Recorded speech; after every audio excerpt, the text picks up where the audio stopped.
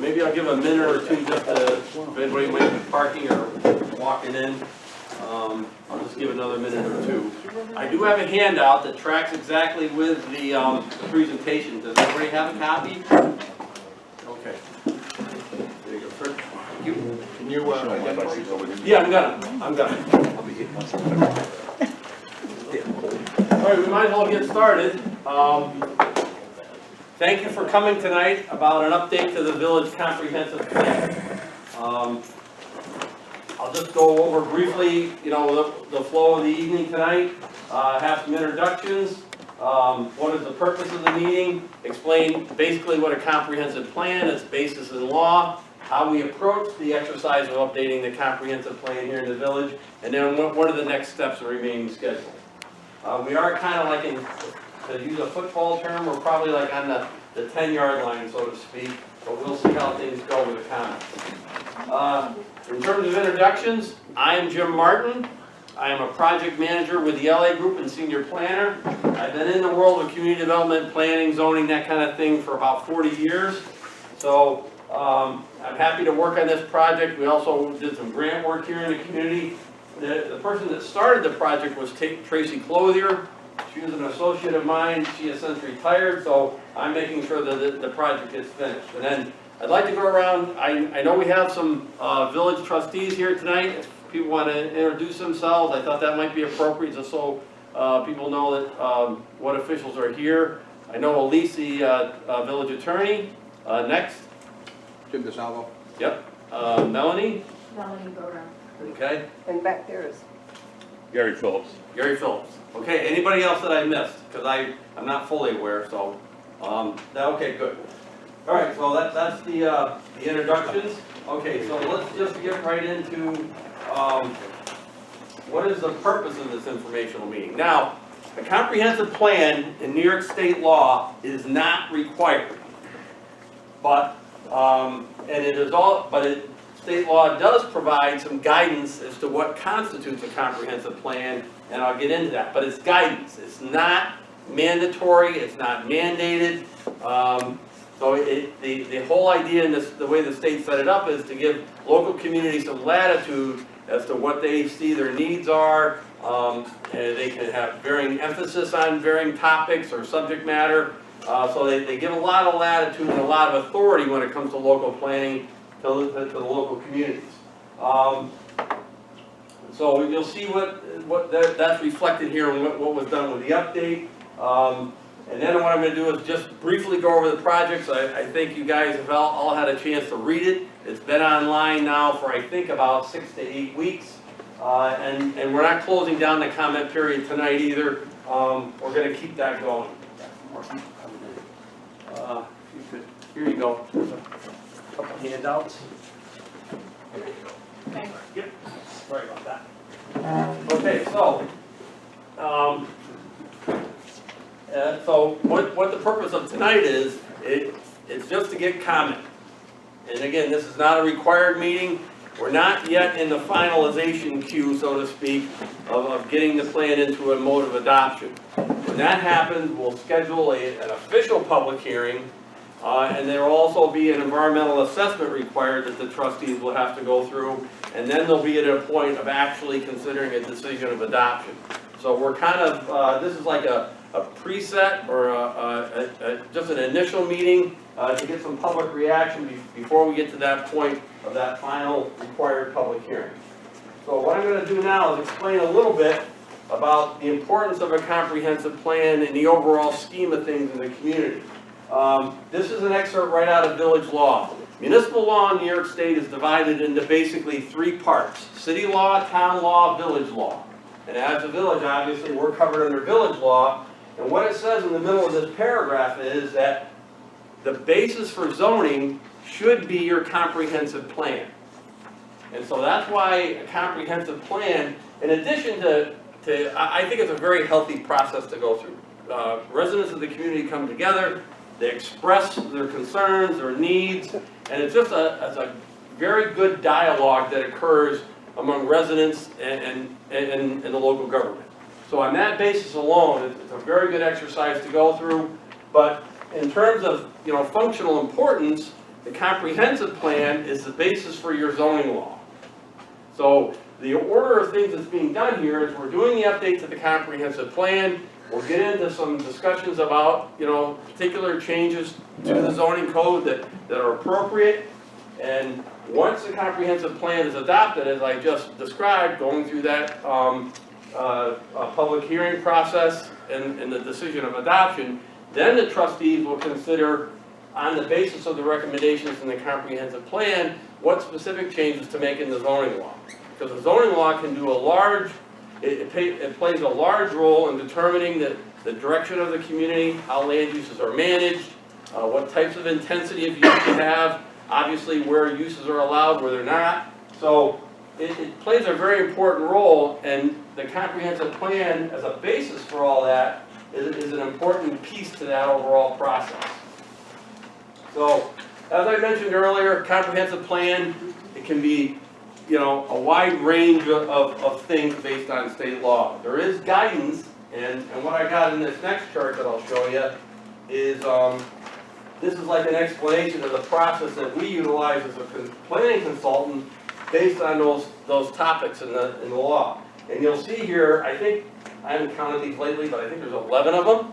There's 11 topics that are mentioned in the guidance as things that could be considered in a comprehensive plan. They range from things like agriculture, which is not a big issue here, but community and industrial facilities, infrastructure, government and institutional uses, transportation, housing, community economic development, things like that. These are all the things that feed into that planning process, and the community kind of sorts out which are the points of emphasis that they want to make and what things kind of fall off or maybe are less important secondary considerations. And that goes through what I call a decision filter here. Our dialogue with the community is indications of importance, what is the frequency of response of certain things they want to have done, and that feeds into this draft plan. And I would characterize, we're right in this mode right here. We're right in this chart. We're in this part of the process right now. We have the plan drafted, but yet we want to check again back with the community to make sure we're reflecting what the needs are accurately and what the solutions are accurately before we get into this finalization and actually adopt the updated plan. So that's why we're here. In this specific instance, what happened was, here's our document, our draft plan, and here's all the inputs that went into this. We had a demographic analysis, zoning analysis. We got, and it was kind of a unique situation given the past couple of years that we've all gone through in terms of, holding public meetings, getting public input. This was being done right kind of like in the midst to the end of the pandemic, so we didn't have our conventional approach of, in-person meetings and all that kind of thing. So we did our best to get outreach, form advisory committees, which were consisting of the mayor, the village engineer, the clerk. Those kind of people helped frame the process here. And then we did attempt to have meetings, I think in 2021, to get that input. So it wasn't as effective as it normally is, but given the stage of the pandemic, it was a kind of a unique situation. So that all said, now we're starting to get into what the plan says, and I'm going to go through this very quickly because I assume that all of you have read it or you'll have a chance to read it, and I want to get to the most important part of the meeting, which is your comments and your questions going forward. So what was done is we basically, in those considerations that are in law, we termed them to be assets in the community. The topic by topical asset, here's the types of things that were looked at: downtown business district, tourism, land ownership and use and zoning, infrastructure, community building and services. And you can see right there, there's no sense me reading this stuff, it's on your handouts, the types of general recommendations that are made. And this is a basis for building the plan. These continue on through 9 different topics that are covered in the plan and corresponding or relating opportunities and recommendations that are listed under each topic. So you can begin to see this is like a pyramid that it builds up to a finish point. They get more refined, and what's happening is then they were translated into actual projects. Because what we like to try and do with the comprehensive plans that are done, rather than just leave it there, we try and take this to the next level, develop projects so we can actually get some of the planned initiatives done and the goals met. So there's a series of 18 different projects that are here. We assign them a priority level, and then we also look at another reality, which is the funding of these projects. So we try and identify funding sources where assistance, subsidy can be done to help move them along. And I think I counted on here, we probably have got 6 of these pending in a current grant, the New York Forward grant, that was put in last August. We still haven't heard word. It's very unusual, but some of these things were advanced in that New York Forward grant application, and already the planning process helped in putting that grant together and putting that application in. So the other thing that was done, and this kind of came later on in the process of developing the plan, was there was interest in looking at the zoning law itself and making some specific recommendations. So as part of the comprehensive planning effort, which is very appropriate given what the status is in law and the basis that in law that the comprehensive plan has in relationship to the zoning, we did a zoning analysis of the current code and the map, and tried to make recommendations as to appropriate changes given the current dynamics in the village and what we learned through the comprehensive planning process. So I put together this chart. I do a lot of zoning work, and there's an incredible amount of information that can be derived out of this table, believe it or not. This is a breakdown of all the land uses in the community by parcel according to the Assessor's Manual for Land Use Classification.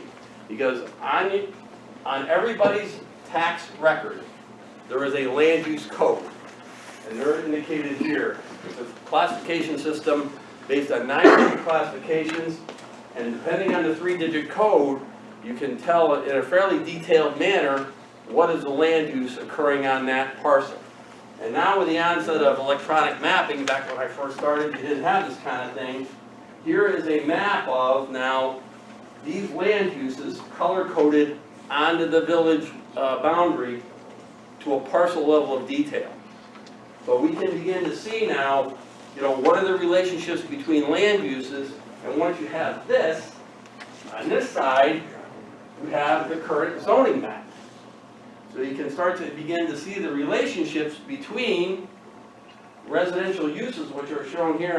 Back in land use school a million years ago when I went, you learned what colors were. Well, residential, for example, is yellow, commercial is red, industrial is purple, that kind of thing. Obviously, parks are green, just as a general breakdown. But you can start to see in a illustrated fashion where are the concentrations of land use. It's kind of interesting. And typically, in a setting like the village, what you have is, a lot of heritage here, and I tried to reflect that in the analysis I did. And the core center of the community has been, the commercial downtown. And that's where, historically the services came from, commerce occurred, and it was that typical pattern that you see. And then what happens in a concentric fashion, given the development history, people settle around those downtown areas, those centers of commerce.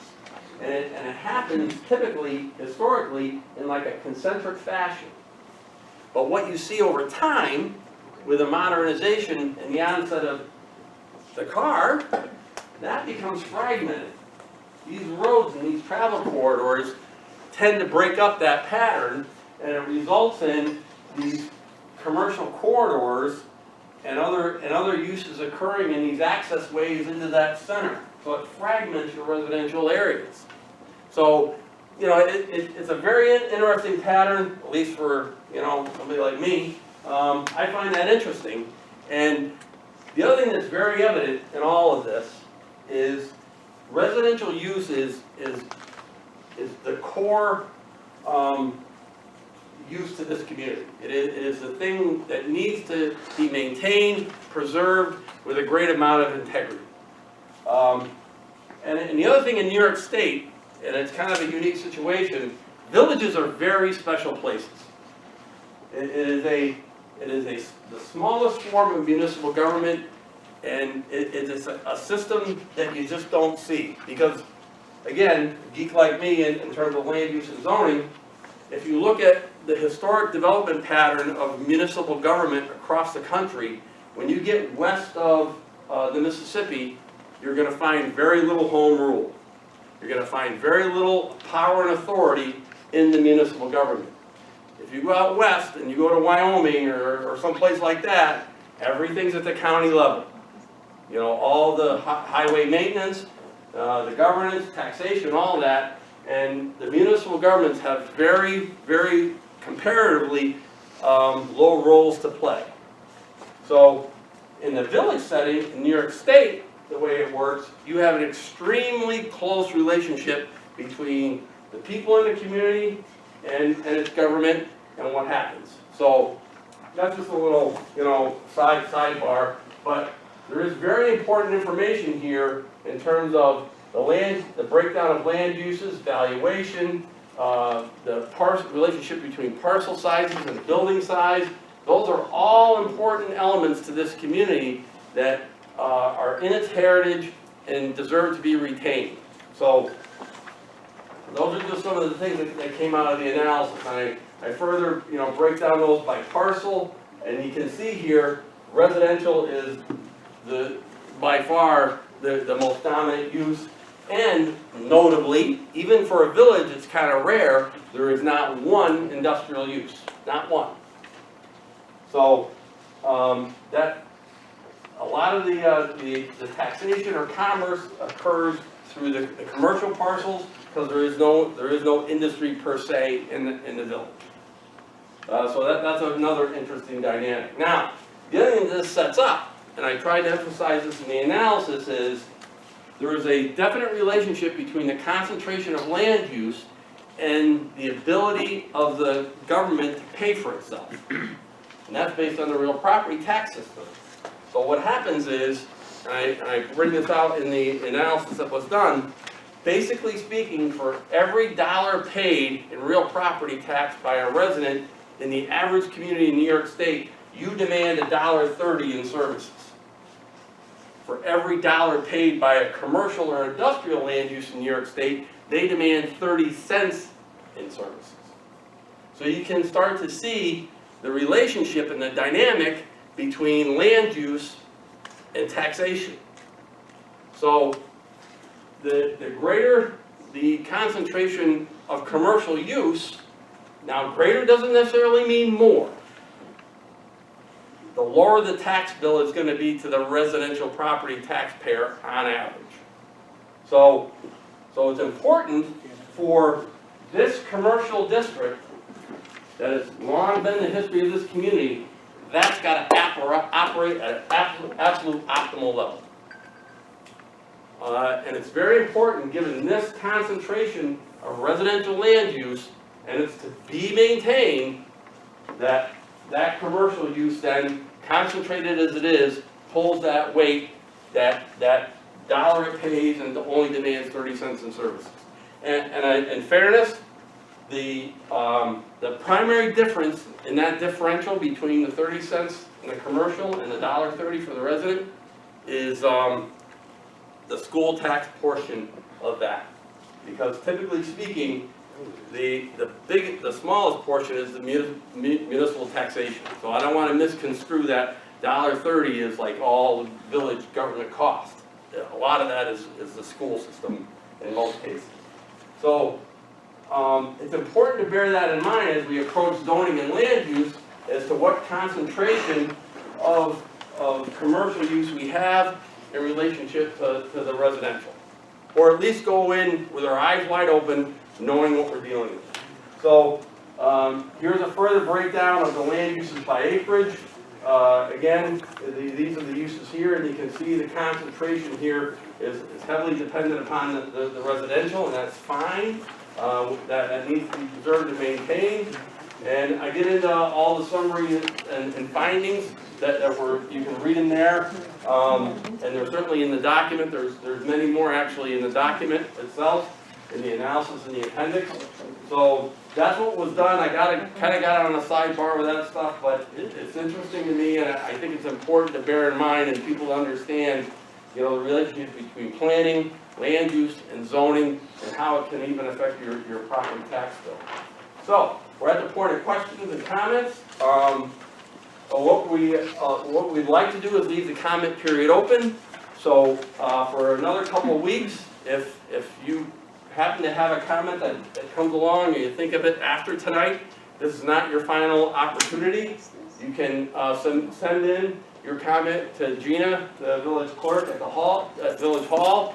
Either you can drop it by or put it in the mail, or you can email it.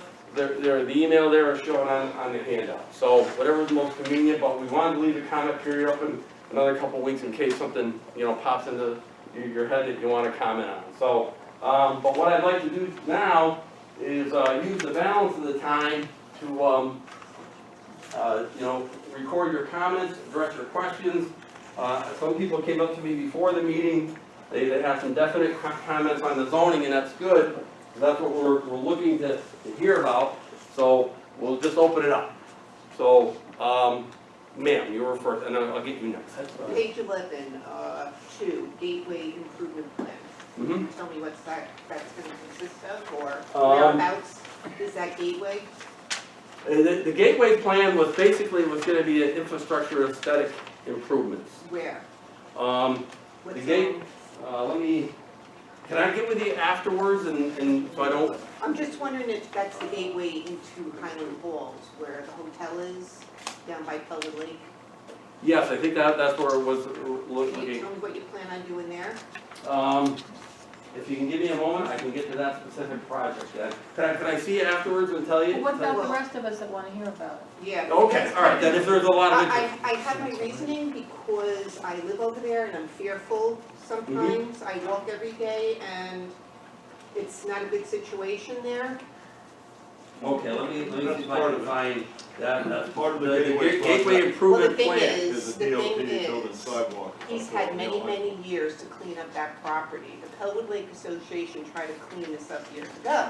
Mhm. So we tried to stop the zoning of that hotel, but it seemed to have gone through for some strange reason. Is that the one down here at the southerly portion? Yeah, there's like a lot of drugs in there, there's dogs living in there, I walk past. I'm Yeah, there's been a lot of comments even I almost got tonight. attacked the other day. I mean, I'm fearful for my life over there. That's not right. I've been here since 1989. I pay my taxes, and it's frightening to me. I don't know how they're gonna, even if they got money to build up, are they gonna take care of that property? I really don't think so, because they can't even take care of their own home. So your concern is over the current conditions? Yes, and it's Okay. been like that for many, many Okay. years. So, it's current conditions, and I don't wanna put wrong words on this comment, so current conditions with the, what's the name of the hotel? US Academy. US Academy? I wanna call it ghetto, but US Academy, hotel site. nobody from West Point will stay there because they know. Okay. Now, do you have any suggestions as to what type of appropriate, well, I I'm would say gonna get give rid of it and build a park, Pardon? build a beautiful park there, get rid Okay. of the hotel, period. Okay, so removal and conversion to park. Okay, Maybe some historic information in there. that's a good suggestion, I appreciate that. Is that it?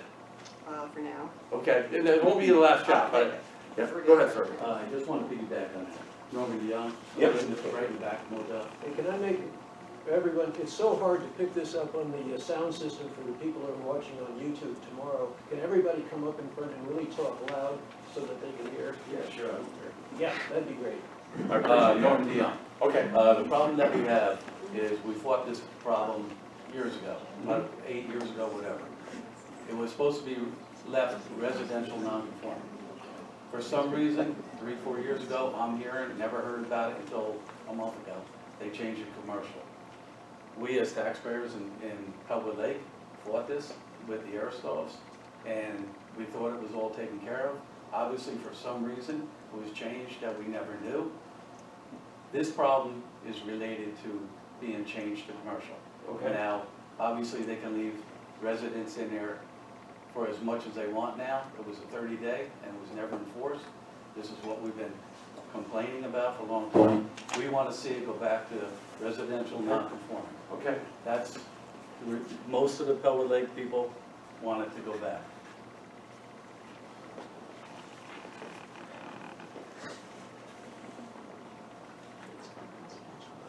For hotel sites back to residential. Residential non-conforming. Yep, that, it would be. Right. It was back to residential, so the current use on there would be non-conforming. And it's been like that since I was a kid. I was brought up in the back there, right in back of it. It's, if he wants to keep it as a motel and make it nicer, Mhm. I mean, we were sitting, I can't even sit out in my front yard. I'm stomping rats. And if you think I'm lying, she lives there too, and she was there. And it's just, it's a mess. Mhm. So when the guy that owned it, before that, it was Joe Tobias, he kept the place immaculate. And you know what, if that could go back, it doesn't bother me.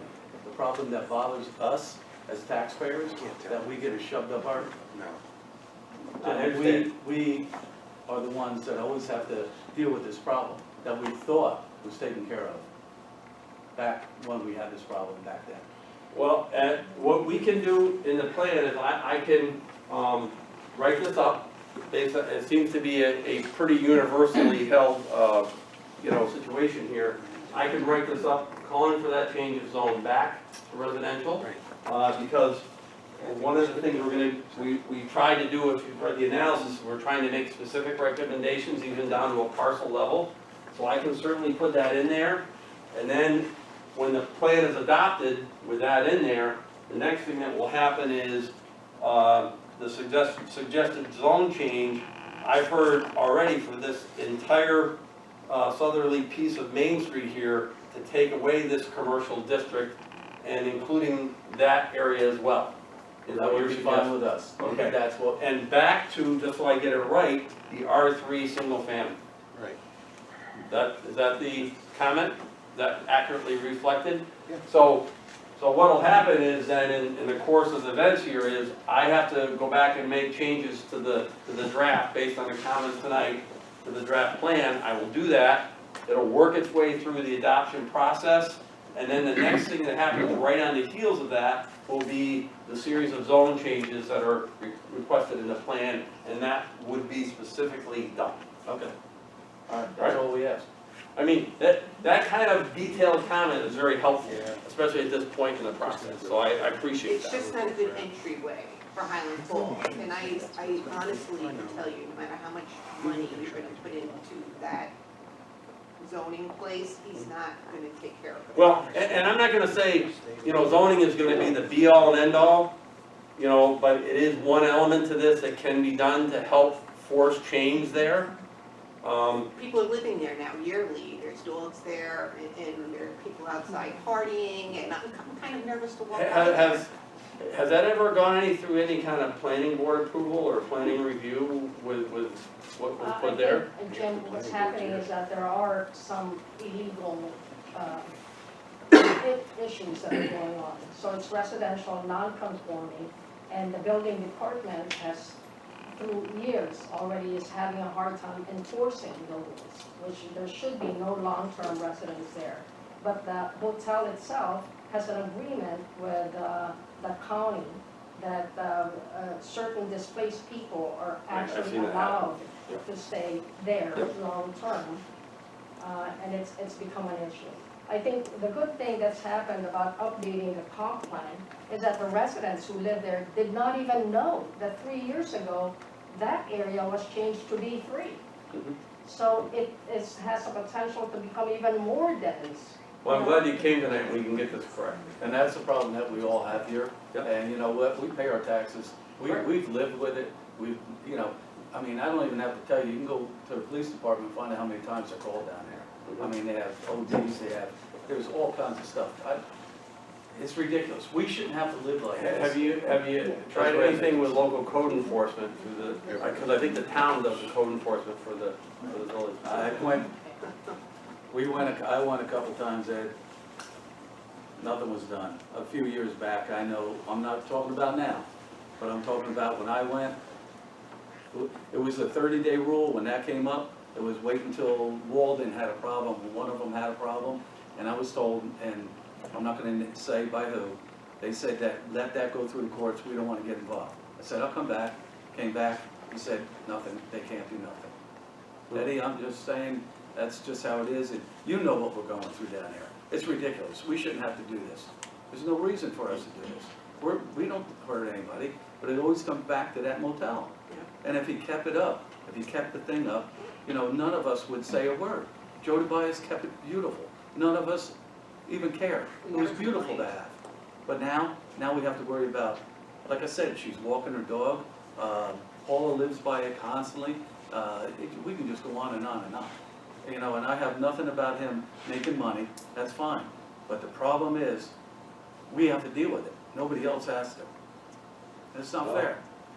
Like I said, I'm not gonna say that zoning would be the be-all and end-all, but from the standpoint of the corrective action we can take, that can be done in the context of the plan and the zoning change is fine. And that's what we asked for. Okay. And I don't blame anybody, Ed, you know that. I'm just saying, it has to be stopped. I mean, for what we're dealing with, it has to be stopped. As far as I'm concerned, I know the, Pebble Lake Association dealt with it before. And now we're dealing with it again, and we feel like something has to be done now. It's getting worse. Yeah. All right. I appreciate the comment. Thank you for coming up. Yes, sir, in the back. So real quick, so just to talk to what Ms. Guerrero just said, it appears that our building department is handcuffed by the county. And that's what the problem is, because they have a problem enforcing what needs to be done down there. So we need to actually work with you on how we can arrive at eliminating that chokehold that we have. I've done code enforcement myself. So that is not an allowed use there. Permanent residency is not an allowed use. And on that basis, that should be an action from the local code enforcement officer. The process should be that it's eliminated within you give them a grace period, maybe 30, 45 days. It's eliminated. If it is not, then you get a final warning, and then at that point, you get a court summons.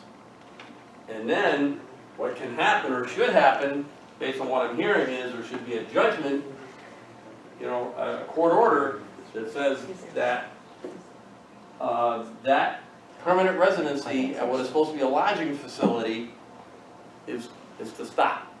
And if it does not, if he violates the judge's ruling, then fines get invoked and there can be jail time. And it can be ultimately shut down. Now, the problem with local code enforcement is these things take time.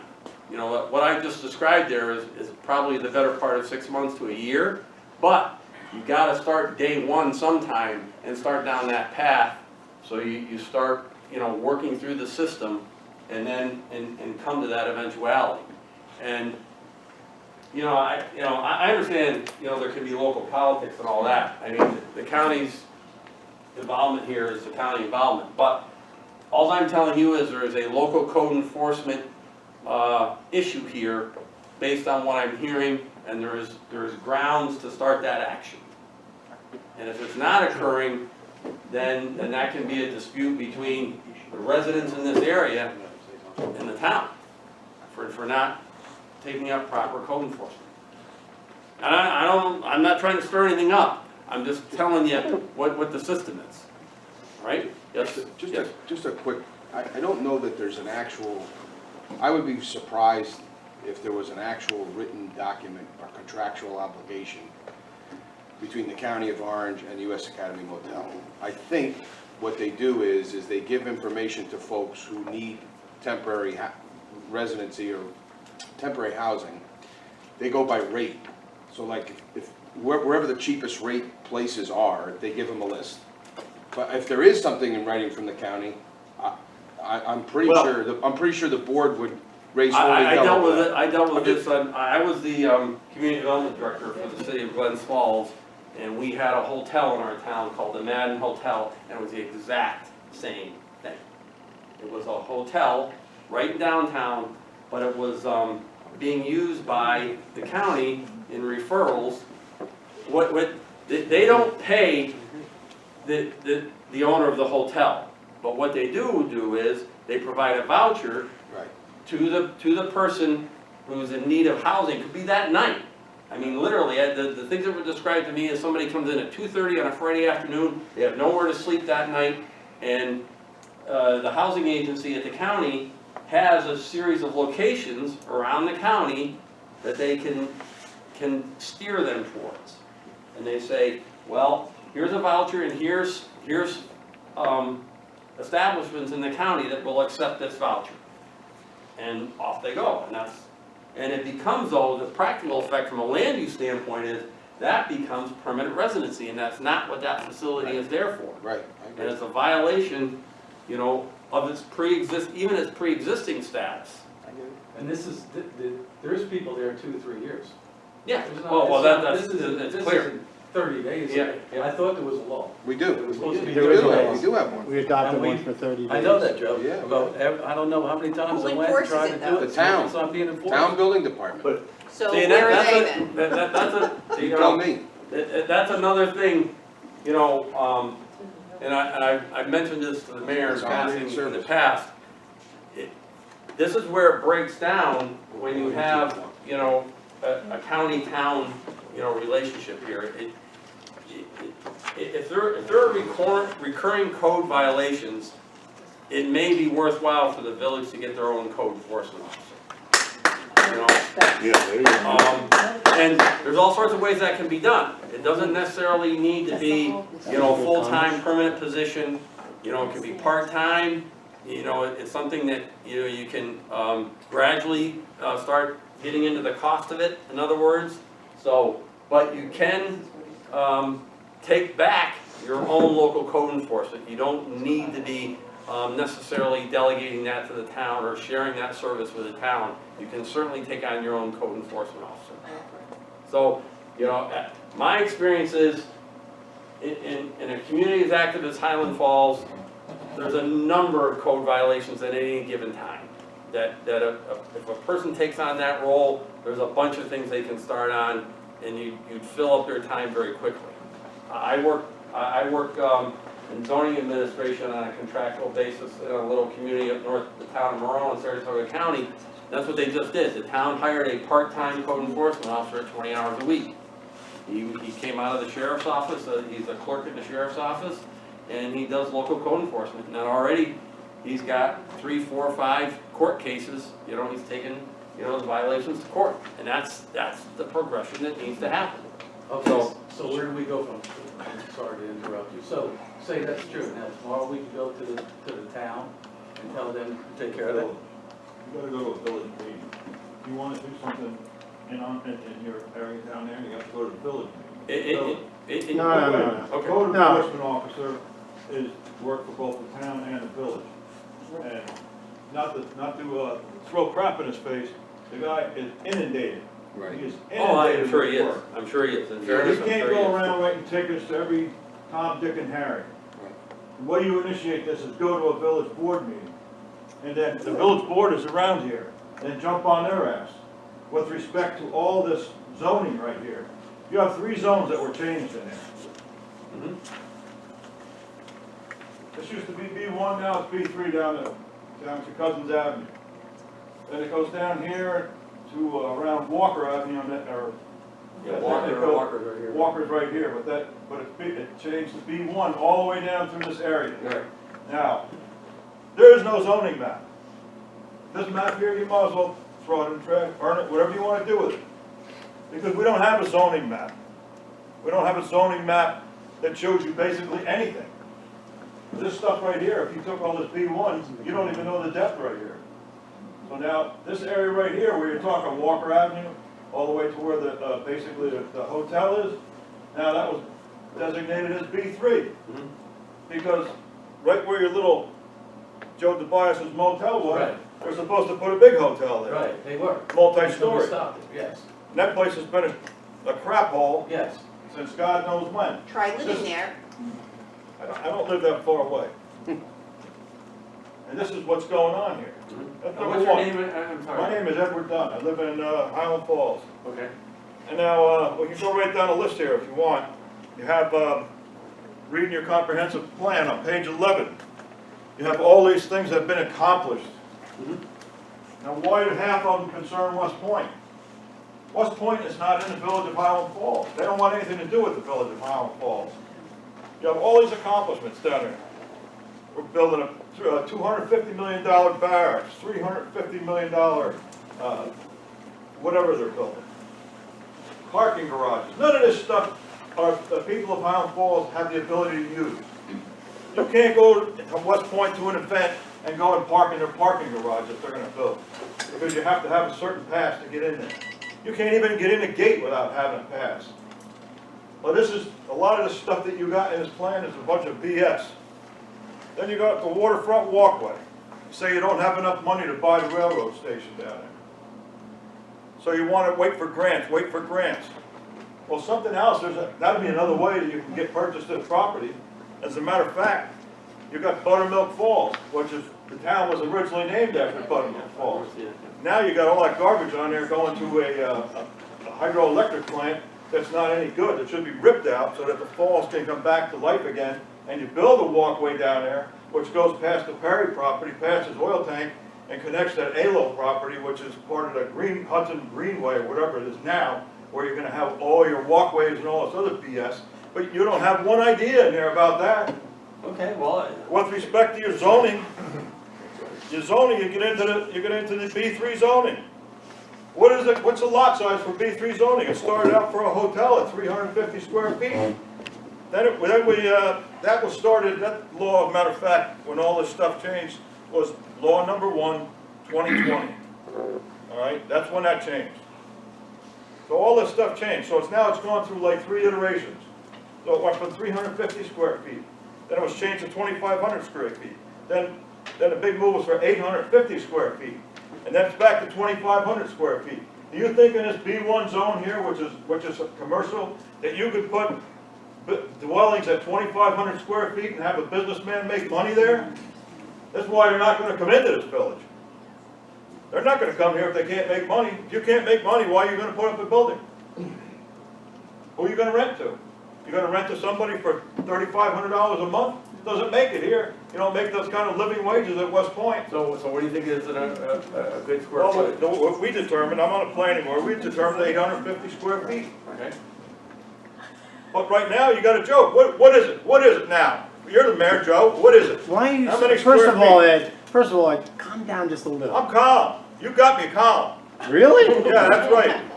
Yeah, he is, I've seen him work. Oh, hell yeah. I am calm right now. He's brilliant. 850 He's square great. feet Not is brilliant. what we determined, and now it's all going back again. Where is it?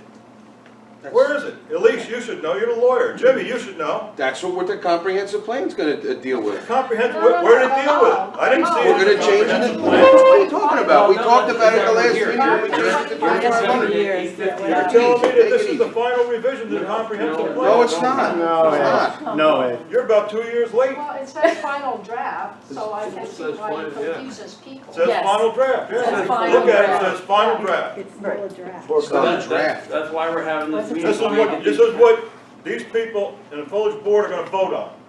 No, No. no. Well, It is a draft, then I suggest you get back to the drawing board. okay? Are you gonna pay for that? Can you, you have comments that you can share with me? I just shared most of them with you. Yeah, but I mean, can you give me a copy of that, like, or something, or? I wanna make sure I get them right, in the interest of getting them correct, that's all. He'll type it up. Okay. I am calm. Calm down. Sounds like a good idea with the Buttermilk Falls down.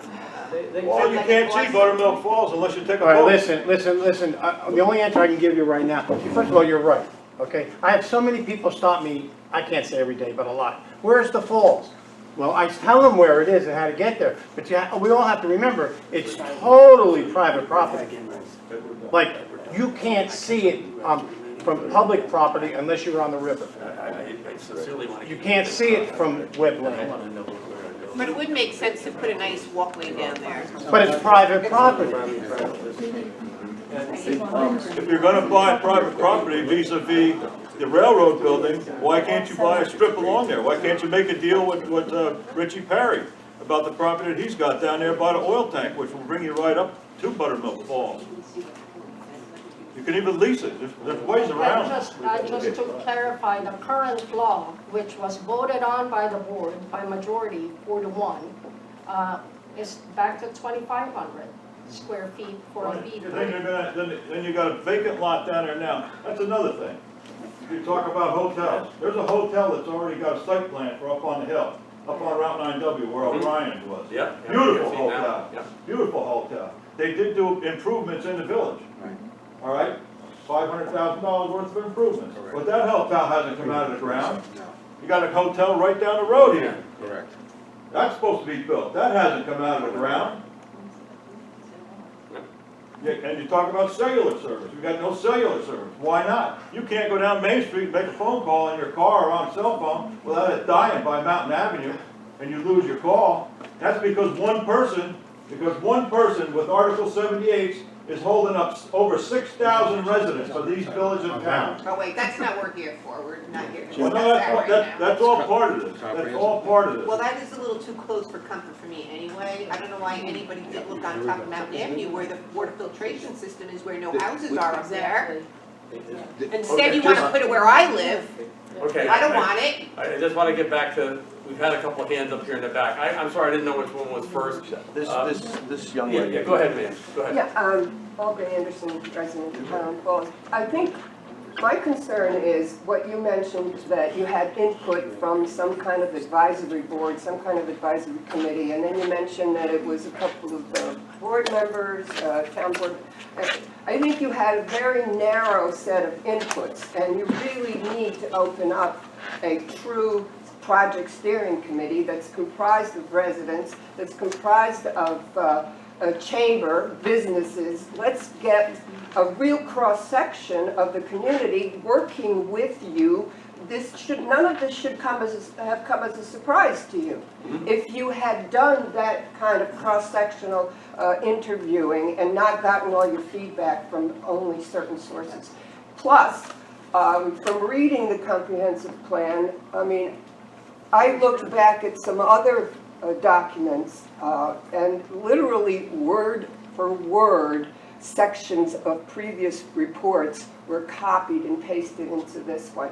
I mean, literally word for word, no attempt even made to, doctor it up a little bit. That's a concern. So how much, for certain things, there doesn't seem to have been an awful lot of thought and consideration and input, true input from the community, and I really hope that changes. Okay, thank you. Okay.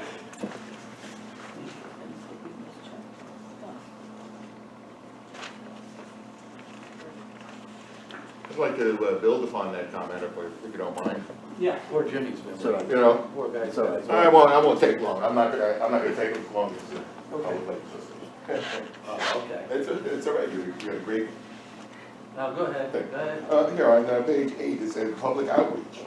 I mean, how many people did you reach out to? I mean, and how many inputs did you get back? On page 7, you got the input back from the public. I mean, and it's also,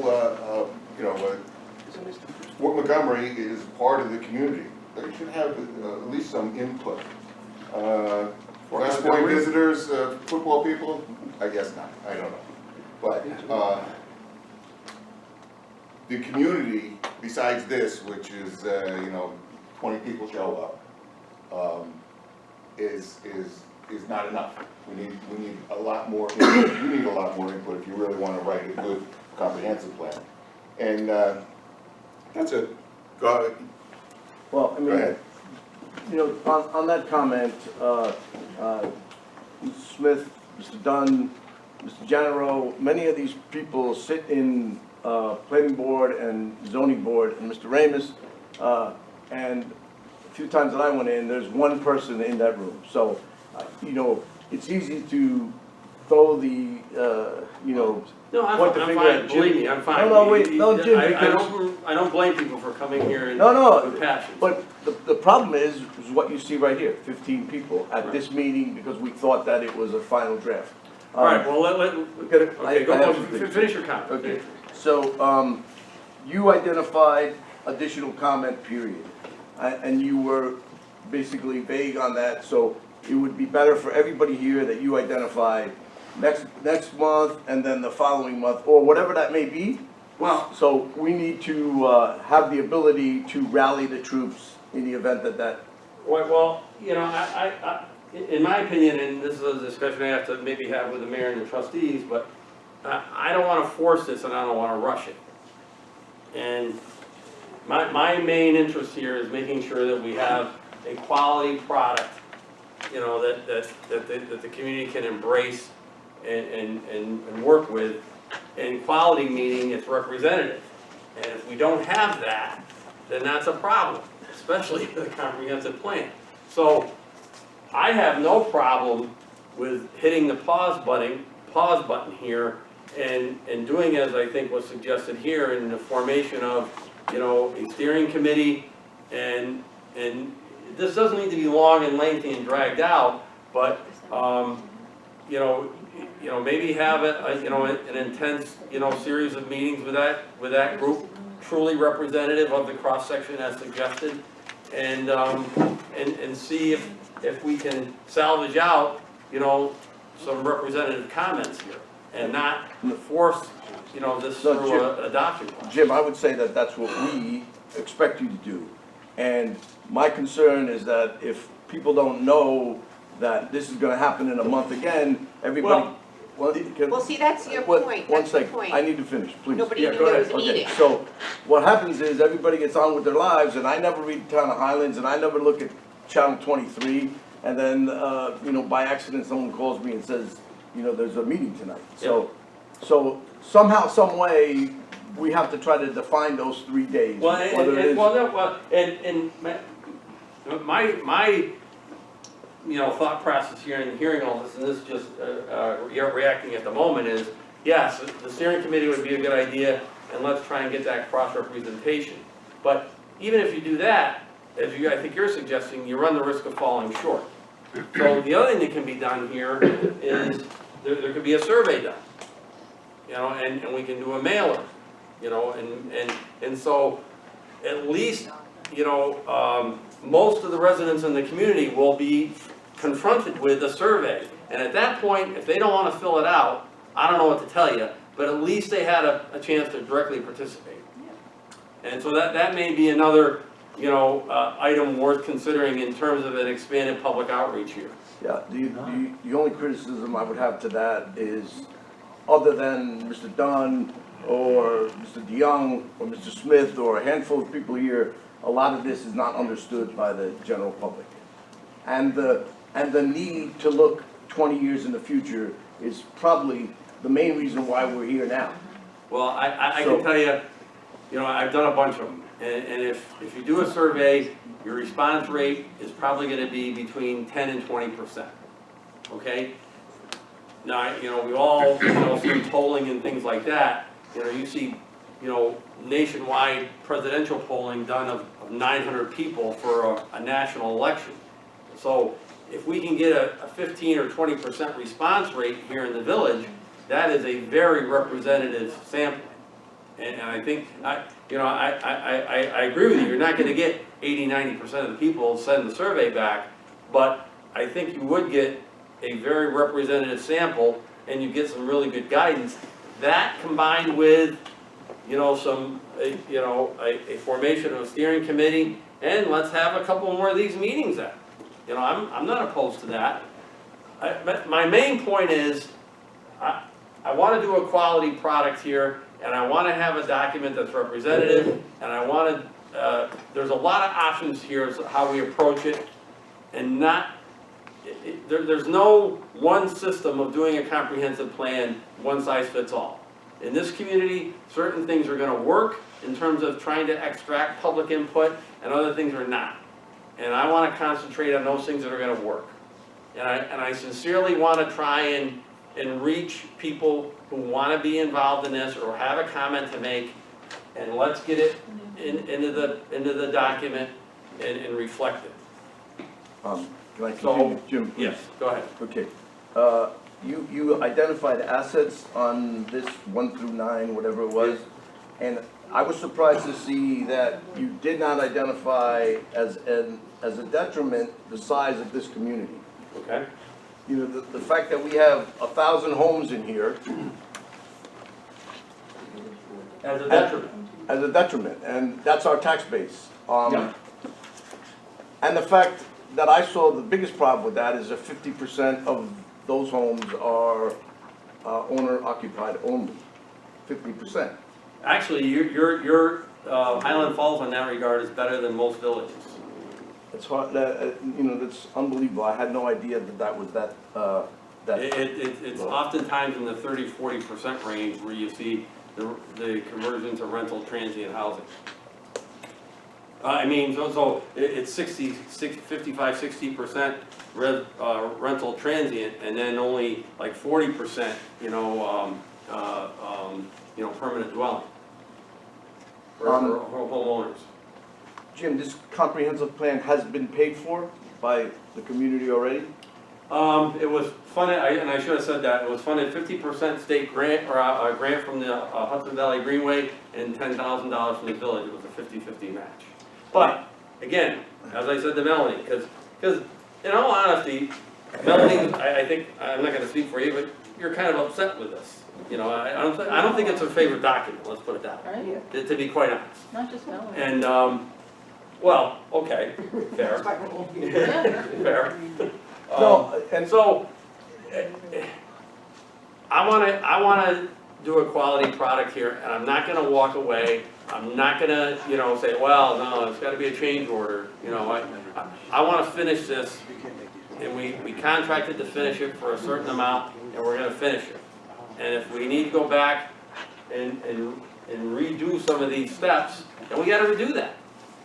That's on us, we have to do that. And Jim, just as a correction, it's 50-50 for the update, but the $17,500 for the zoning. Well, yeah, that's correct. It's all ours, out of Yeah. pocket. And yeah, what she's speaking of is that the plan was done, well, that was my next question. exclusive of the appendix, was done for $20,000. Then the zoning issue came up predominantly with a density concern. And that's when a new contract was written for a zoning analysis that was all village funded at $17,000 and change. Melody's correct. Okay, and on top of that, we had to pay the engineer for his input $20,000. So far, his bill is $19,700. The engineer's not affiliated with me, so. I know, but for him to give input to the board, to Right. you, and all of that, to put in the And, comprehensive. and there is money left in the zoning contract, and that's the other thing that has to be done. Like I said early on, when the plan's adopted, then we're gonna have a series of revisions to the zoning code as called for in the plan, and I think we're gonna have to deal with that, density square footage as you suggest. I don't think that chapter's closed, let's put it that way. I think there's some pretty vehement feelings on this, that's not the first I've heard that recommendation from the planning board. But go ahead, So, I'm sorry to interrupt. I just want to comment on what Melanie said, and I appreciate and understand, especially the fact that most of us are paying those fees, but without a plan, you can go nowhere. Without input from professionals, we can go nowhere. And I would say that if it means the cost of some funds that are probably a little bit more than they should, at least we've got a path forward. And I need to make most of the people here aware, and they know of, Mrs. Quaintance was mayor 25 years ago. She had a very difficult time getting a sewer plant approved because it was state-of-the-art and it was looking 25 years into the future. Well, Jim, being a planner, that plant still exists today. We, as community members, make improvements to that plant. And that plant is the only plant up and down the Hudson that doesn't dump rainwater into the Hudson. Well, that is Yeah, unique. so I want everybody to understand that, sometimes these difficult decisions 25 years ago, 50 years ago, paid off. So with that, I have some additional comments, I'm sorry. Yes. Okay, I think some of the frustration of all of us is we have been presented with a number of these concepts. And that book, I think Mayor Joe has 7 or 8 books that identify what we should do. And I think we're trying to take too big of a bite out of the apple. And I just can go to Mr. DeYoung's piece down there. We're a very small community. We have small little enclaves. And I think you hear how sensitive that little enclave is. So I don't know if these types of zoning in our little village, and Mr. Dunn identified the fact of, you know, where do you stop behind that B1 zone? There's a provision in our code that identifies that if it borders a residential zone, you can ask for the B1 zone to move into the residential zone. So it's a little bit more difficult than black and white, and the reason why I asked you the first question is your experience with such a small community, you know, 1,000 homes. And I just want to go back to one thing that we should all recognize is you identified, Jim, that residential is the highest use in this community, and that you said preserved with the greatest sense of integrity.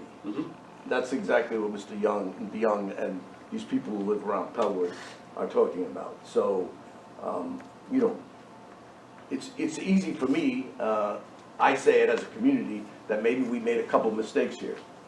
And I think that that's why you're here to make those corrections. Right, and I think certainly from the zoning standpoint, there's some immediate things that need to be done. You know, addressing the density square footage, now addressing this map change, you know, as you're suggesting, going back to a non-conforming condition. And if there is universal acceptance of that, which it appears to me there's some momentum behind that. I know, like you said, this is a sampling of the community, but you know, I think it's pretty representative. These things can be advanced. And the mayor, in fairness, has been trying to advance them, and I've been saying to him, no, let's wait and do the comprehensive plan, because that's the right order to do it, and so he followed my advice. But we can jump ahead and do those kind of, you know, limited changes to the code. You can make the map change, you can make the density square footage change at a minimum. Not to say that's going to be the be-all and end-all, we'll have other things to do, but if that's an immediate need and it's universally agreed upon, those types of things can be done in advance of the plan's adoption. It's not preferred, but it can be done. Yes, sir, in the back. Michael Joyce, 12 Eagle Valley. I think something like that should be moved on, because we, as you know, we're a small enclave. We're surrounded, mountain, water, West Point. Our tax base will never expand. It will contract, and it has already contracted. We lost Nicole's. I mean, that's a lovely building, lovely church, lovely landmark. We've now lost the taxes on that. We lost the sewer rate, which for commercial building is more than residential. The water rate, all of that. The gentleman who wanted to do improvements in Highland Falls, I guess, with my limited understanding about the zoning, he didn't proceed with the building in the vacant lot now that's outside the Taylor Gate. When a building was on it, you're getting more taxes because you have a building on a lot. The building is gone, so you're only getting the taxes for that lot. We have to move on this zoning. It's great, you know, to wait. Let's have a plan, all tied up with a ribbon. Everything works, but the burden on the residential community is growing and growing, and we have to identify the rot or the reasons why we lost Nicole's. Because in all my questioning, I never really got like an answer why that property was taken off the tax rolls, just like some other buildings. It's like, we should understand, this is our tax base. It will never get bigger, never. But it will and has got smaller. And I wonder, has your comprehensive plan taken account that our tax base is now smaller because of decisions that were made? Well, yeah, it does, and that's the point I was trying to drive at with in the zoning analysis.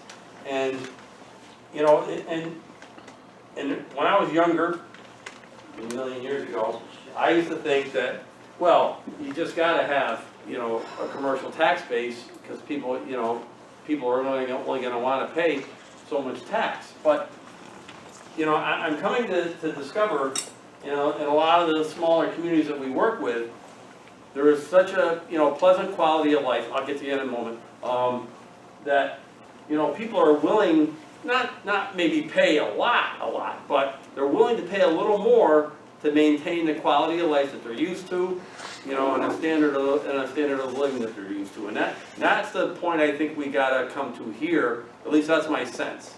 So, you do have a declining tax base, like you say, but If the services were good, and Right. not true, I mean, that they are good, but for certain streets on Highland Falls, when the recycling is on a Monday, and I know other places, if it's a holiday, it's not picked up. We have to wait till the following week. And it's not like we're a city or a big town. Right. So we have to wait for a holiday week for our recycling to be picked up. So when you talk about services, Right. see what I'm getting at? Yeah. We're still paying the same taxes, and now we're starting to pay higher taxes because the school taxes all we go up, because our children do need an education, Right. and I do not begrudge that.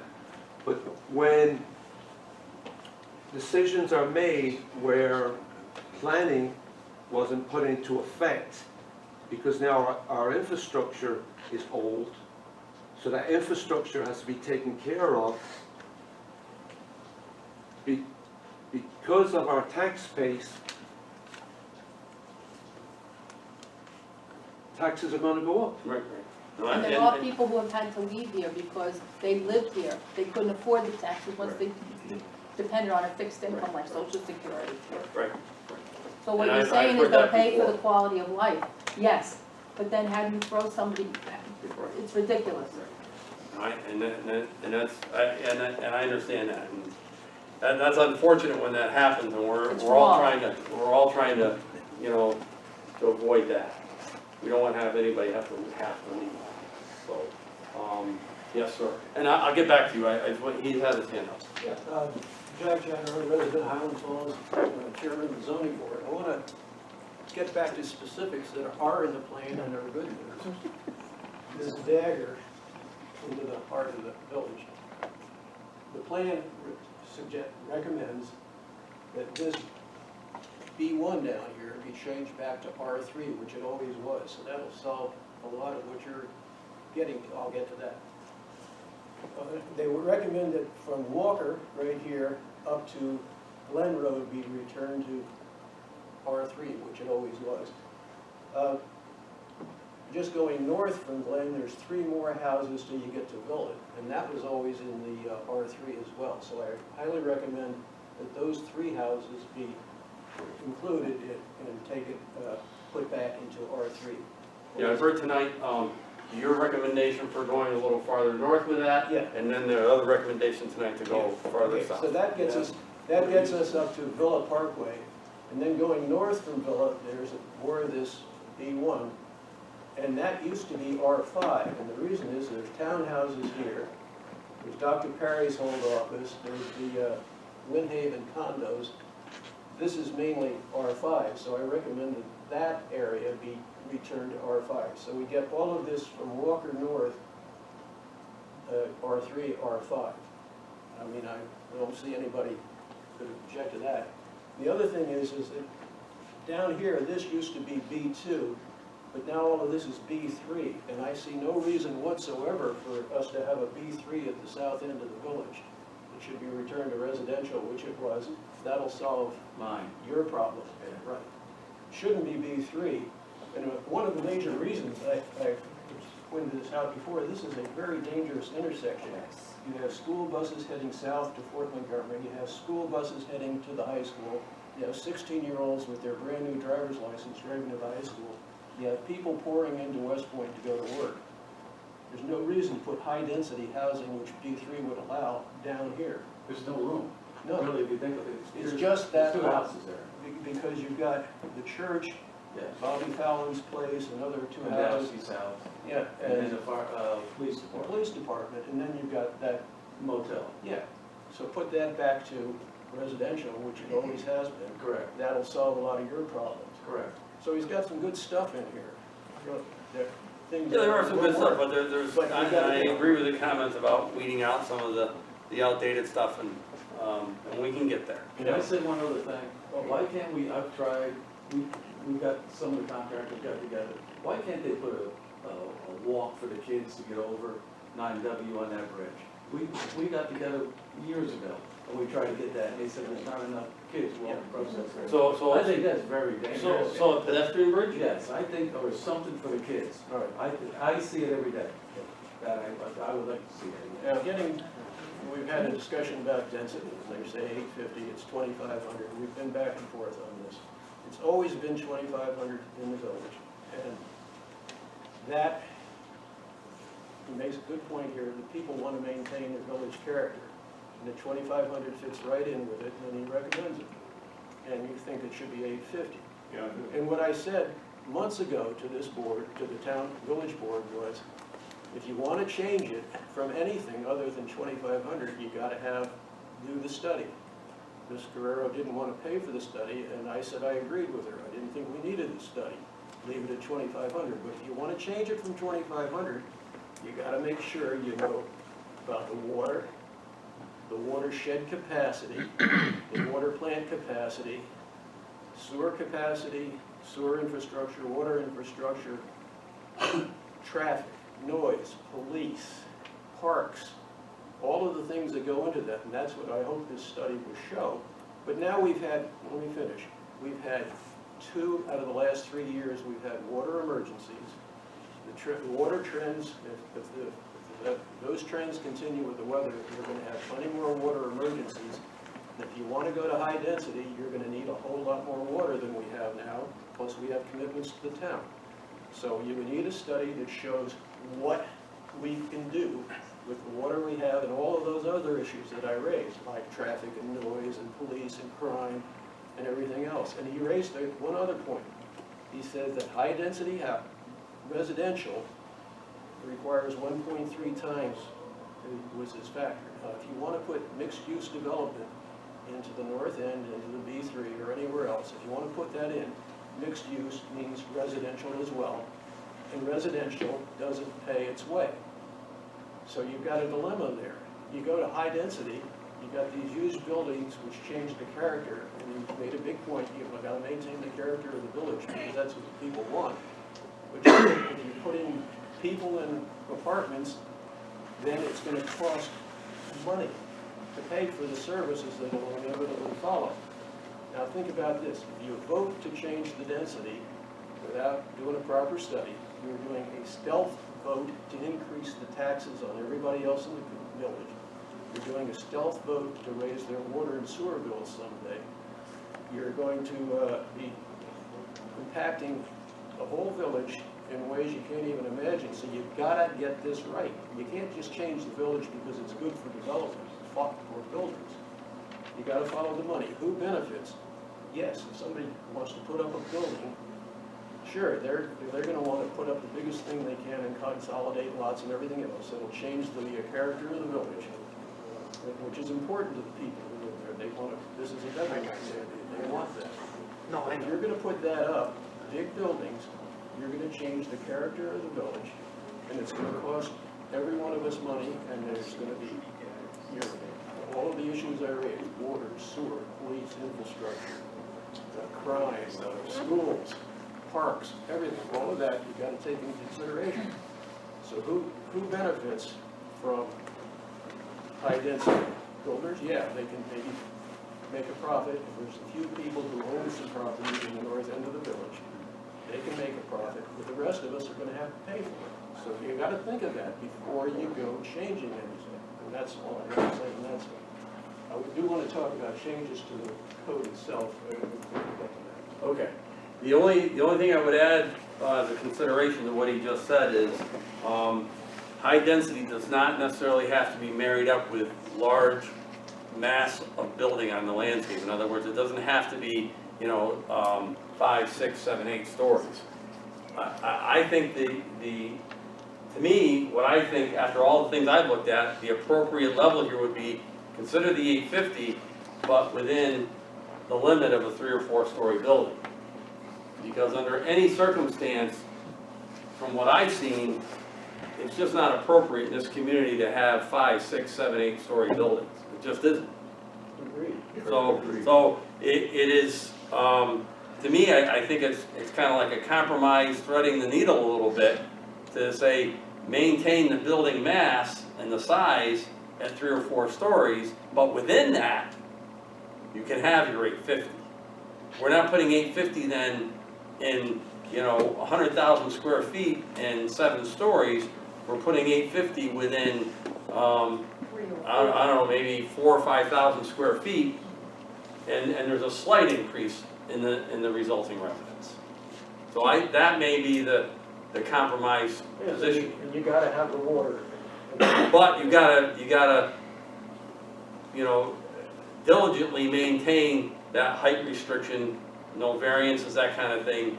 So you maintain that character of the community, but you're just allowing for that, would be a resulting slight increase in density within that still contained mass. So, yes, and there was a trustee back here, I'm sorry. Didn't you have a comment? Yeah, just two quick things, like, just for the folks at home and folks in the room. We don't have 2 different rates for sewer or water. It's the same rate for commercial properties, whether it's residential or commercial. And number 2, there are no constraints on that particular lot for a hotel. That individual, that investor, went through a process, is still going through a process, and there is no zoning constraints that would stop him from building his hotel. So that also needs to be put out in public, because I think that was stated here. I, for one, when we did vote on the square footage for the rooms, I've talked to planning board members, I've talked to zoning board members, we all knew that we were coming to this point in time to deal with it again. We all knew that there was gonna need to be a change. And we heard from Mr. Janarone and some of the planning board members and some of the residents here tonight about the square footage size then. So this process is working. Folks came tonight. We're gonna have more meetings, obviously, because we're gonna have to add more input, but, we're not, and we have to correct the zoning issues, in those in the couple sections that are on there. So it's still work. And in fairness to that comment. Nicole's, real quick on Nicole's. There's something called the United States Constitution. I can't stop a church from buying a piece of property and becoming a church. You don't have to discourage Okay. private business from that. Can't discourage it either, because it's a violation of the United States Constitution. This, Jim, 3 years ago, you were on the board when you voted for the square footage to be 350. You voted 350 square foot Ms. for Carrera, that development. Ms. Carrera, okay, and be this is free. not a village No, board no. meeting, and So, you're wrong. but You're you wrong. cannot You're give wrong. this information You're wrong. here. Okay, Thank let's, you. I want to get back to You're the- wrong. No, Just real quick. You're wrong. Jim, just real quick, can you just clarify for everyone what you mean when you equate 850, 2,500, whatever, Yeah. square feet with density? It's not the size of the apartment, right? Can you just Right. clarify that? Right, well, the density it's 2,500 square feet of living area. No, a lot area. Oh, I'm sorry, you're right. It's 2,500 square feet of lot area as opposed to, and it was that way, I understood initially for a long time. Then it went down to 300 square feet of lot area per dwelling unit. And that was characterized as a mistake. And a couple of years later, just this past spring or summer, it was changed back to 2,500 square feet of lot area per dwelling unit. So To me, I've been doing zoning administration and zoning revision and road code and all that for a long time. I was never comfortable with that as being the basis for determining how many units. It seems to me it's backwards. It should be just simply building square footage, you know, for a dwelling unit, you know. So like if you want to say a dwelling unit can be up to 850 square feet, or, you know, 600 or 1,000, do it that way, and that's your density. That's your unit size. So that may be something we look at in terms of how that calculation is arrived at, because I was never comfortable with that amount of square footage allotted as a way of determining that. So that's how it's done now, and that's the process that was that unfolded, resulting in 2,500, 300, back to 2,500. And I think what, in fairness to the trustees, what they were doing in that most recent change is they said, I think the thought process was, okay, let's just go back to the 2,500 for now until the zoning analysis as part of the comprehensive plan is done, and at that time, we'll have, you know, some empirical data that shows us to what the optimal level should be, and we'll also have community input. So that's the process that's being used. And the other thing I want to just emphasize is this plan could have went right to public hearing. And we could have been much closer to, you know, final adoption, but it was consciously decided upon to do just an informational meeting to gauge, you know, reaction. And we're certainly getting that tonight, and that's healthy. And so, you know, we got some work to do, go back to the drawing board on some things and on some process, and that's what we'll do. And we'll do it for the contract amount. But, you know, we gotta take a step back here and look at some things. I think you made some excellent comments, and I wanna take an opportunity to fold those in and come back with an updated draft yet again that's more representative of some of the things we've heard tonight. But I do have somebody here who has another comment. Yeah, Eric Smith, I'm the chairman of the Consolidated Planning Board. 20 years I've been a planning board member in this town. Okay. So, first up, Architectural Review Board. In the last draft, there was conflicting, two different parts. One part said, let's empower the planning board with some, you know, design standards and things like that. And then there was a spot that advocated for an architectural review. A separate board. We commented at the time, we encouraged not to add another layer, right? There's people here concerned about not getting new development or whatever. An architectural review board adds another layer and more cost for that. I would advocate, if that's a route you want to go, give those design standards, give that ability to the planning board. If you find after 5 years that the planning board can't do it to your satisfaction, then go down the road of an architectural review. Yep. All right. Minimum lot area per square foot. I know there's been conversations, but here's my take on it. You know, 2,500, well, Jack will say that's the number probably since 1967 or whatever. 71. But that is a meaningless number. It does not reflect what the density is or what the build-out is. So the current B3 here, I did a calculation on it. It's not hard. Go on the county site. It's not a big zone. It's probably somewhere around 1,100 right now. You know, so that's the point. When we say 2,500, that is not what our built environment is. You know, our existing multiple dwellings we have are denser than that. And I agree, we should have a height, you know, restriction, a reasonable one. But Holland Falls is a priority growth area. You stated in your report, it is in the county's report, and for good reason. And we're a village that's bleeding population, right? What was the top, 4,600? Right? 30. No, but it was at 46, topped out at, probably closer to 4,000 when I moved here, and it continues to go. So we're a village that's older than average, we're bleeding population, and we have an aging infrastructure. I think if we go to a number like 2,500, there's not really any impetus for any development, new growth, mixed use, which almost all planning, looks for. But if we adopt a more practical one, we're encouraging mixed use, we're encouraging a more vibrant downtown, exactly what your plan calls for. I know that there's a big concern about allowing a greater density. We've become vulnerable to what has happened in other towns.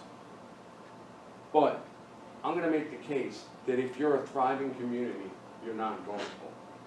And these other towns where this happened, they didn't have anywhere near that density. If you're not thriving and people come in and buy things, they'll change the zoning to whatever you want. So a number like 2,500 on your code does not protect your community.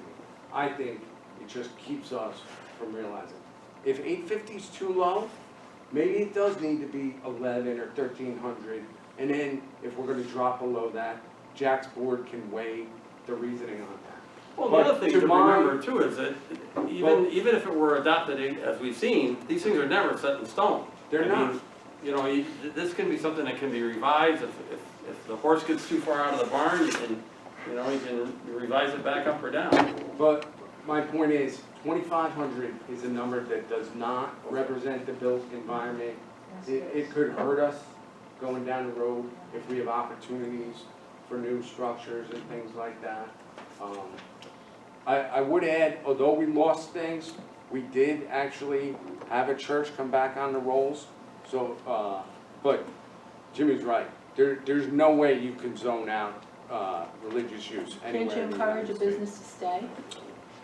You can, but if they sell, it's just In how it fairness, it goes. is difficult. It is difficult, Yeah. Yes, sir. I'm sorry, I'd just like to comment on what Mr. Smith said. I understand Mr. General's point. I'll go one step further. If you look at Jersey City, the heights of Jersey City, their density exploded. Now, perhaps, first of all, 2,500 is, all due respect to Mr. General, way off the beaten path. Okay, so I actually think. Do you have the water? One second, Jack. I also think that 850 is too much. What we have to do as a community is encourage development. We can't say to a developer that when he pencils out this development, that he's gonna make 11% and hope to God he makes 11%, because he'll go someplace else where he's assured 20 or 22%, and then in the event that a couple things happen, maybe he's only making 15 or 18%.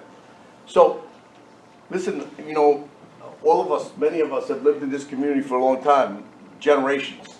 And the reason why it stays the same, sometimes that's a charm, is because of nobody's coming here to develop. It's too difficult to develop. We're putting too many constraints in. Although I will say that I think that the original 60-foot is way too high. I like your 3 or 4 story structure. And, we get into this massage about square footage. If somebody can assemble 4 or 5 pieces of property, Exactly. they can only go 4 stories, so that's gonna be, That's what's gotta be encouraged here too, because the other thing that pops out of the data is the extremely small lot sizes. They're very small. And you need some lot consolidation here to get some bigger footprints. so before I leave that, I would just ask that instead of the 850, I know planning board members, I would say that you look even lower than that, and just consider that, that's all. Okay. I got a question. About the water, Mr. General, that I actually asked the engineer to do the calculations for the water based on 850. And he did the calculations and we have enough water. But secondly, just a few weeks ago, I wasn't here for that, but there was multi-year planning that was done by the board, and they looked into raising the spillway by 1.9 feet. That's gonna cost money, okay?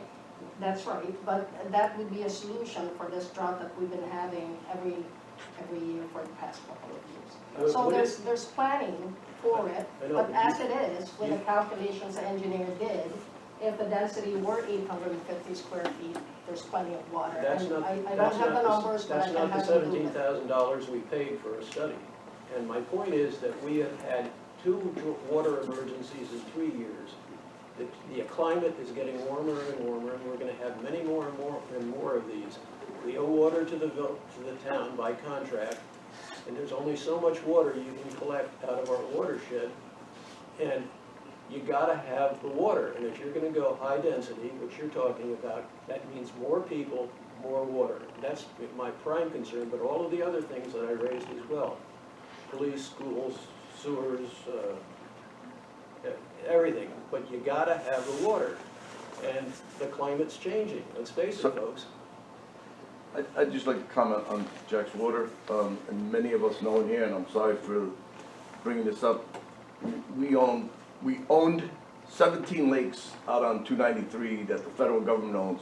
That's huge amount of water. And I think we always let go of the push to try to get some way to collect that water and dump it into our stream. It's always a fight that we get to the 9 to the 10-yard line and then we give up.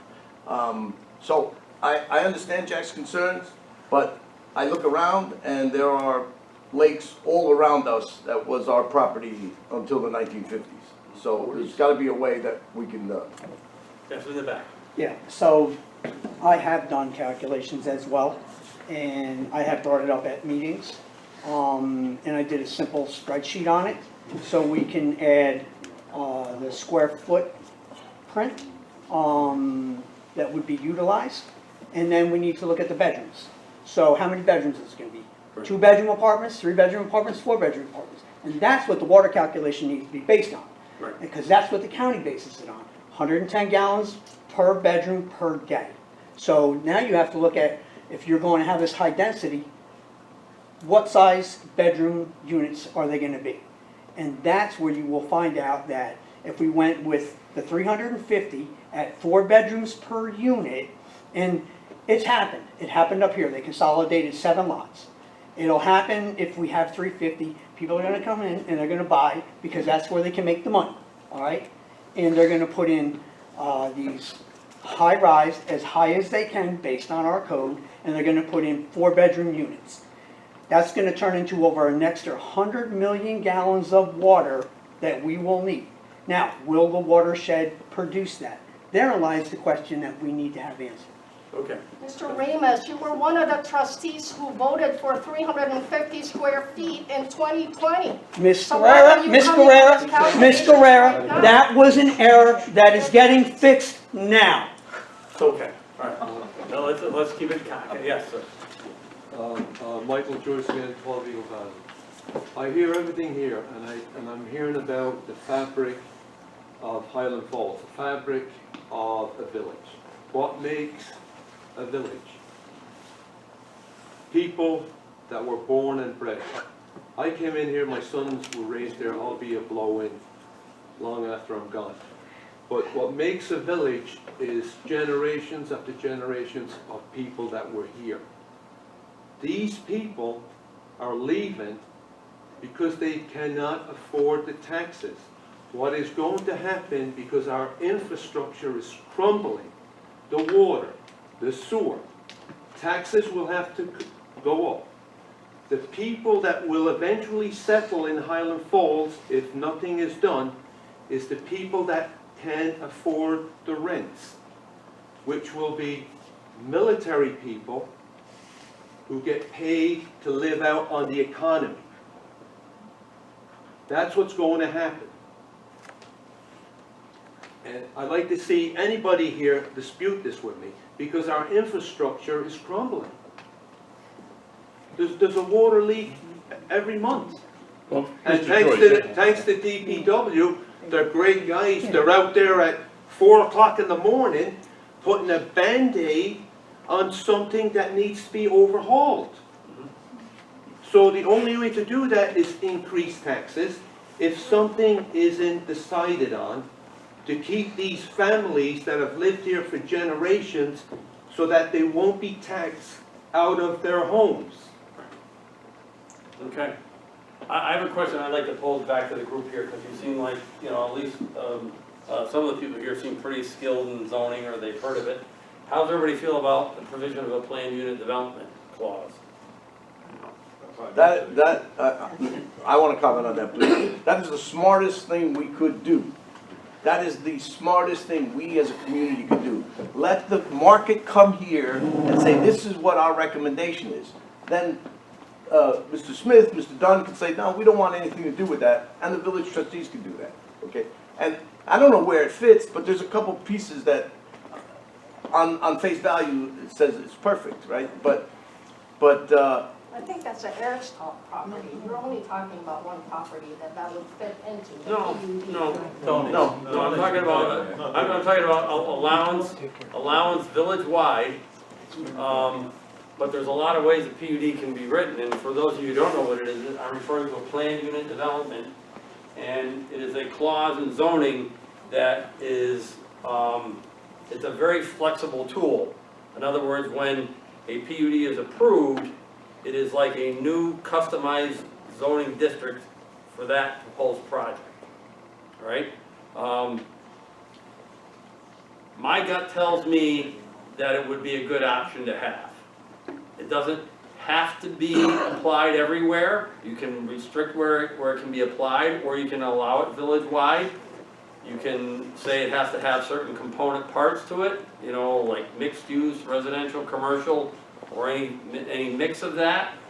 But I think it would be a good option. The checkpoint on it is it requires a village trustee approval each and every time, you know, after a public hearing. Usually goes off to the planning board for review and recommendation. Once they review it, they make a recommendation back to the trustees. It's subject to seeker, and it is a change of zone if it is approved.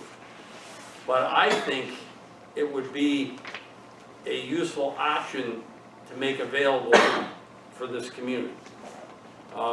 With those kind of precautions built into it, I think it would be a nice option to have, but I just want to, you know, see how people feel. Yes, sir, in the back. Right, so, yes, we have looked at the PUD, and also, I don't know if you have gotten a copy of it, but maybe 8+ years ago, maybe a little longer, there was a document prepared by the village planning board before they were consolidated with legal counsel about a waterfront overlay district, which would have you seen that? No, I have not. All right, so we're gonna have to get that to you, because our waterfront is priceless, and we're not utilizing it, because basically, there's a lot of residential out there.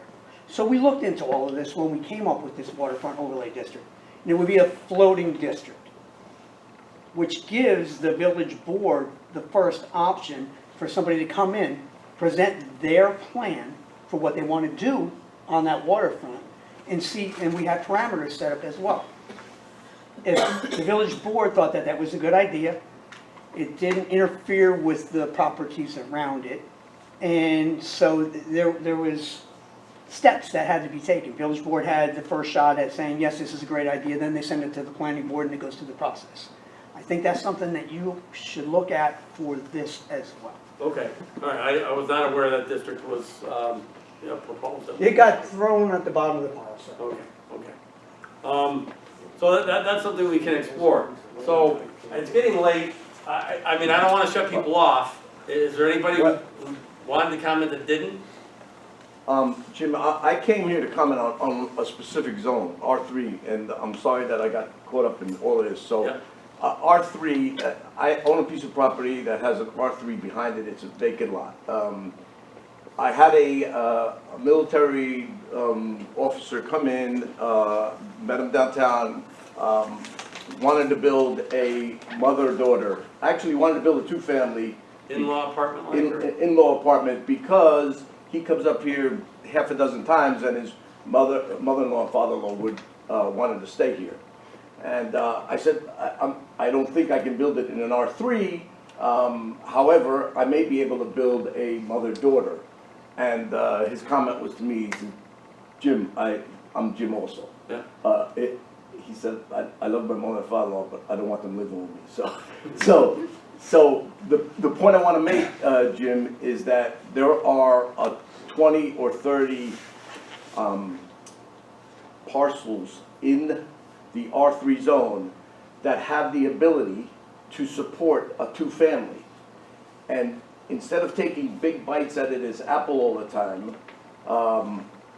I would like our board to consider allowing a two-family in the R3 zone, providing that applicant can clearly show that there are the right number of parking spaces, 2 for each unit, 4 parking spaces. So you're talking about an in-law apartment? Well, no, I don't want to say an in-law You apartment. want just, I want to say two-family, All right, providing that, I mean, and the reason why I say that to everybody is because that gentleman, a month later, moved to Cornwall and bought a two-family, and he's very happy. okay. And I just wondered how many Well, times there's a did lot this of ways, happen? there's a lot of ways that can be approached. It doesn't necessarily simply need to be two-family and that's it. It can be a principal dwelling size and an accessory dwelling size, you know, limiting the accessory dwelling to like 600 square feet, something like that. So it doesn't get out of control and unmanaged. The only thing I want to mention is we have currently, we have a water capacity, we have sewer capacity. We want to try to keep those officers and military personnel in our community, buying at the hardware store, Right. in the restaurants. You wonder why Nicole disappeared. Nicole couldn't stay alive. I mean, they had one function a month in that facility. So, No, but I'm talking about the developer who was gonna take it over, and I don't know the full ins and outs, but there was something put in there. Okay. And he walked away, the next thing, we have a lovely church. I might mind, but part of this beautification process, is this about housing or is this about making Highland Falls beautiful? Like a Starbucks, like to keep people in the town, not just about West Point. Well, it's We both have and to it's make our trying to town- find that balance that the community wants to How have. come we don't have a Starbucks or nice restaurants where people want to Because- stay? I mean, part of the town is beautiful. I mean, they did a nice job with the lights and the building that he owns. I mean, that looks pretty. Well, I think in a lot of ways that. But it's half ghetto, it's half pretty, and we need to come together as a community. Right, I think in a lot of ways that the village is on the cusp, it's on the threshold of realizing. What are we some gonna great do with another hotel? Is it gonna end up being another welfare No. hotel? That's what I'm afraid of. Okay, I certainly hear that. listen, Jim, before we walk away from this, I have to comment on this. We need hotels in this community.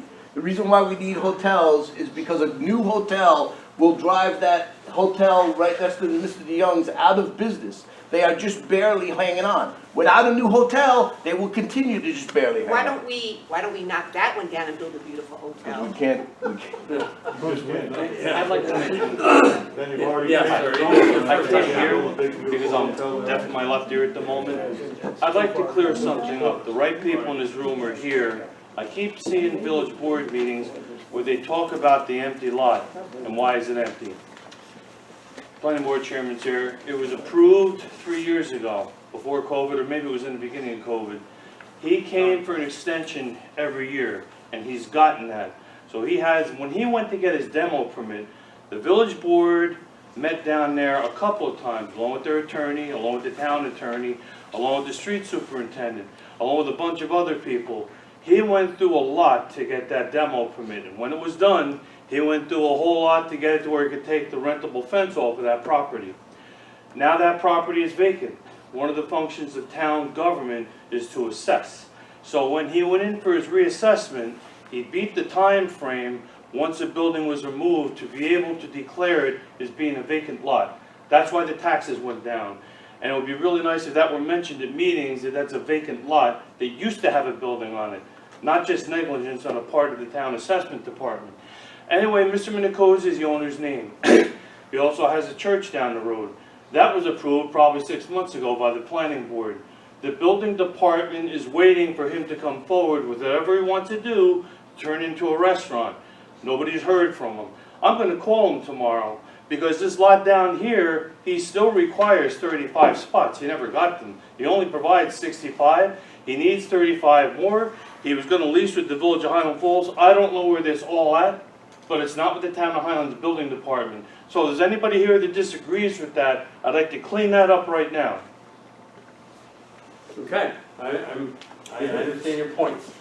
I think what this gentleman is saying, there should be a lot more transparency as to what's going in the town, because if only for this meeting and raising something, and then getting somebody to explain it, I don't know why the village board can't be transparent about things. Well, Let's not do that. Well, Don't anybody blame him, but I'm trying to move forward. I didn't know anything till you Well- explained it. Well, I gotta tell you, again, as an aside, I'm on the town board in my town, I'm an elected official. And I can tell you, a lot of things happen that I'm unaware of.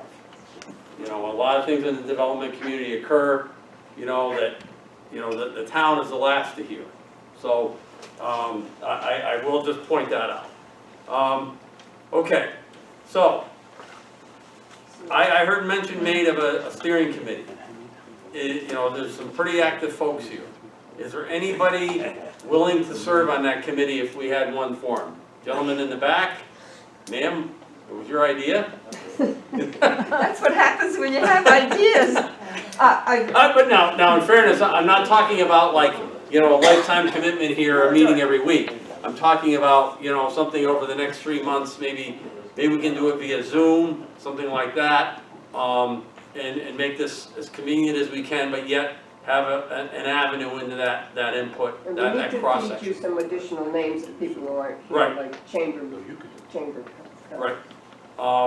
So I'd like to explore it. If there's other people here who would like to serve on that, zoning board members, planning board members, I know Melanie, that'd be great.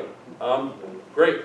I mean, I know planning board, we're asking you to come out for another meeting, but Mr. Dunn, if you could, I'd appreciate your input, if you could. I'll put Gina on the spot here, you know a lot of people in the community, if I could just get one contact name and number, and then I can assemble that committee and get it back to you. But I just need to start somewhere to get some folks on that committee. Sir, would you be interested in serving? I'm no good on the computer, I'll meet face to face with anybody, yeah. Okay. I mean, I'll call you on the phone, the old fashioned way. Okay, there you go. Imagine that. Yeah, thank you. But I mean, that could be just as effective, but I don't want to shut anybody down. So, and if you're willing to provide a little bit of your time, I think we can advance this. Oh, great, that'd be great. I'll let Regina know. Yep. To put on. So if you folks on the way out, if you don't mind giving your phone number, and I will call you. And we'll put together a little steering committee, and then once I have that steering committee, we can decide on other methods of public outreach. If you want to have an additional meeting, perhaps a survey, I just want to come up with some ideas that we can really drill down into the residents and at least give them an opportunity to directly participate. And if they decide not to do at that point, then that's on them. But I don't want it said that, we just rushed this through and we didn't do a thorough job. So I want to try and do that. So if you could think of ways that might work. I mean, I've even had cases where we have residents go out and they talk to their neighbors and they come back and tell us what they learned. It doesn't have to be anything formal, but it can be yet very, very effective. So, does that sound good? Yes. All right. But be aware, nothing's being rushed here, nothing's being forced. We got a lot of good comments here. I understand the concern, particularly on the zoning side for some immediate things relating to the density and the district mapping as you started with. So we'll get back to you. There's more to come. But thank you for your input tonight. Thank you for coming. This has been very, very informative, very helpful. Thank you. Thank you very much. Thank you. Thank you.